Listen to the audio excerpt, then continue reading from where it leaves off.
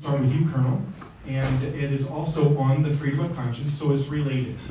Many Americans are concerned that religious freedom is increasingly being treated as merely the freedom of worship rather than the free exercise of their faith in daily life. For that reason, just recently, just about a year and a half ago, a man who is in this room, Representative Art Washit, helped to pass the Religious Freedom Restoration Act. In the previous federal administration, we saw federal policies increasingly affect state policies regarding healthcare professionals, faith-based ministries, adoption agencies, educators, and small business owners.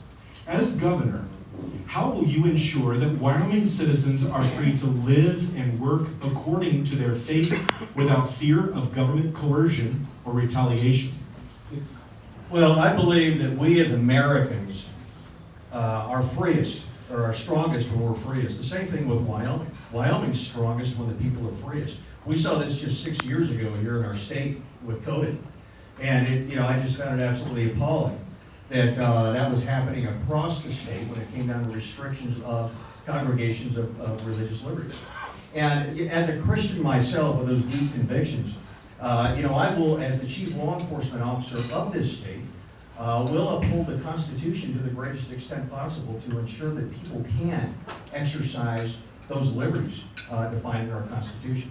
And I will make sure that we hold those accountable that do not adhere to that.